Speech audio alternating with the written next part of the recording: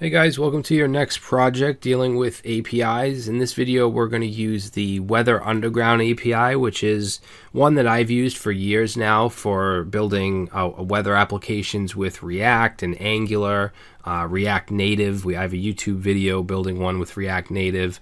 Now we're going to build one with just plain old JavaScript. We're going to use a bootstrap layout, and we're actually going to use a modal. If you see how we have Miami, Florida is the default, and we can get all this different weather information, even a little icon representing whatever the condition is at that time. And we can click change location, and we'll get a little modal pop up here, and we can change, for instance, to Boston, Mass, and save, and then that'll change. Now if I reload the page, it's going to stay Boston, Mass, because we're using local storage. If I were to look at my Chrome tools and go to application and local storage and look at file, you'll see that I have the city and state stored here, and this will be here even if we exit the browser and come back. So it's a nice little application we're going to build.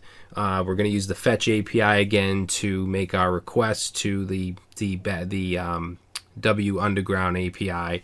Now again, you will need to register to use this API, so you want to go to wunderground.com/API and just click register or sign in, and then register from there.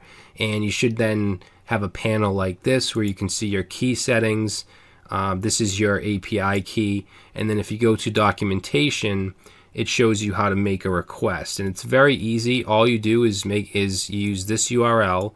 You have your API key, which they automatically put in here for you, /condition/q, and then whatever state you want, and then whatever city, and then .json. And if we look at the response, you'll see that we have this object that has a response object, which isn't really important to us. What's important to us is this current observation object, and this is what has everything in it. It has the all the location information, if you want to use like the zip code and all that stuff. But then down here we have all the weather stuff. So you can see we have a weather string, partly cloudy, temperature string, which shows Fahrenheit and Celsius. We can also get just Fahrenheit or just Celsius. We can get the humidity, we can get the wind, the dew points, the precipitation, the icon URL. So there's a lot of stuff that we can get here. So this is a really nice API to work with. All right, so this is what we're going to be building. So I want to start off by just creating the UI, which isn't going to be too difficult. So let's create a new folder here, and we're going to call this WeatherJS. That's going to be what we'll call this application. And let's create, actually it's not create, let's open this up in code. And then from here we'll create our files. All right, so of course we need index.html. We also want our main app.js. We want a file called weather.js, and that's what we're going to use to make our request to the API. We want a UI.js file for dealing with the user interface. And then since we're using local storage, I'm also going to put that in its own file. So I'm really separating the different parts of the application here into different files. And if you notice, the way that we're programming has changed along the way. Back in the DOM projects, we just kind of threw everything in the app.js file. We didn't have classes, we didn't have anything like that. Now I'm trying to give you a better way to structure your applications. Before it wasn't so important. We were just learning the syntax and the DOM and things like that. So I wanted to focus on that, but now we're trying to structure our applications a little better, and I'm sure you've noticed that. So let's go to index.html, and this is going to be a bootstrap theme. So let's see, we're actually going to use Bootswatch again because they have some really nice customized themes. So let's go to bootswatch.com, and I'm going to use this first one, this cerulean. So I'll click download, and we'll copy that link. And then I'm just going to put my standard structure using Emmet. And then we'll do link. Oops. We'll throw in that bootstrap or Bootswatch theme. We'll change the title here to WeatherJS. And we also want to include the Bootstrap JavaScript. So if we go to getbootstrap.com and go to get started and go right here, we want these 3 lines. So this is the Bootstrap JavaScript as well as the dependencies. Okay, and then we want to make sure we include our scripts. So let's say script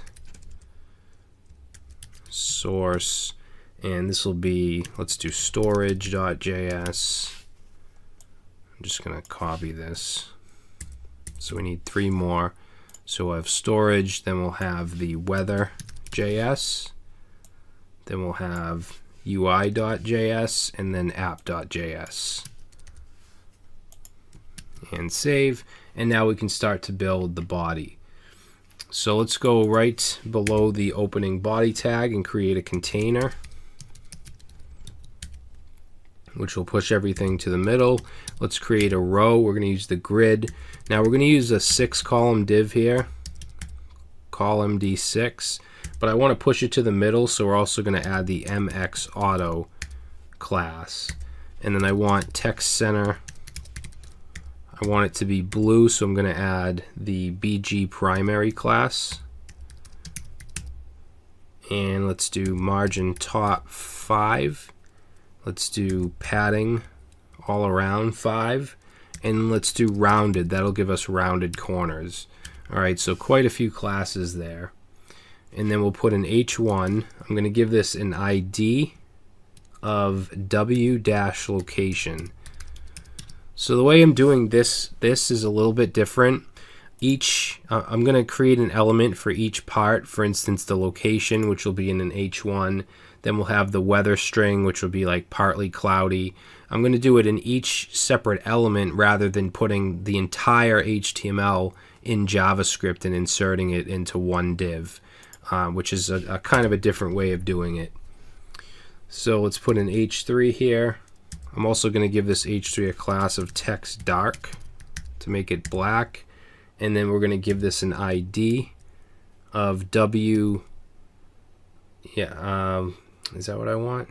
Location, and then W-DESC for description. So that'll be an H3, and then we want another H3 with the ID of W string. Okay, so this will be like partly cloudy, and then the string will be the temperature string, which will have the Fahrenheit and Celsius. And then under that we'll have our image, and we're going to generate the source of the image through JavaScript, so we don't need that. All we need is an ID, and we're going to set that to w-icon. Okay, and then underneath that we'll have a UL, and this will have a class of list-group, and let's also give it a class of MT3, give it some margin top. And I also want this to have an ID of W-details. Okay, and then we're going to have a few list items here, all with the class of list group item. And then let's see, this will have an ID, and I want this to be the humidity, so it'll be W-humidity. Oops, I spelled that wrong. Alright, and then we'll just copy this. So we'll have humidity, we'll have dew point, we'll have feels like, so feels dash like, and we'll have the wind. So this is all stuff that we can fetch from the API. Okay, now we're also going to have a modal which will open up a pop-up where we can put in our location. We can change our location, but we need a button for that. So what I'm going to do is I'm going to go to the Bootstrap website and go to Components and then Modal. Instead of just typing it all out, let's go down to where it says Live Demo right here. We're going to copy this button and go right under the UL, and I'm going to put an HR, a horizontal rule, and then paste in that button. And then I'm just going to change a couple things. I'm going to change the text here to say change location. we're going to change the data target to LOC modal, so location modal. And then that should be it for that. Now we need the actual modal, which is this part here. Okay, so we'll grab that and we'll put that down at the bottom. We're going to change the ID to loc modal so that the button above links to it. We'll change the title here to loc modal label, and then this ID to loc modal label. And then this modal title right here, we're going to change that to choose location. All right, and then let's see, we're going to want a form in the body. So let's go down. Yeah, let's go in the body here. And let's say form. We'll give this an ID of w-form. We don't need an action. And inside here, let's put a form group. And we'll have a label. This will be for the city. And then an input. This will have an ID of city. And let's give it a class of form control, which is just a bootstrap class to make the input look good. And then I'm going to copy the whole form group and do the same thing, and this is going to be for the state.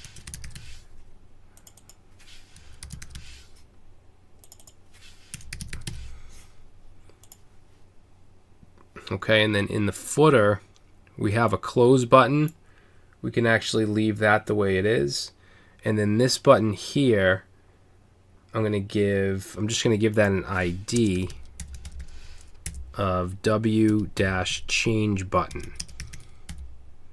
or change btn, and save. So let's check that out. Let's see if we go to, that's not it. We want to open this up with live server, see what it looks like. Alright, so notice we don't have any text in here, and that's fine because we're going to fetch it from the API.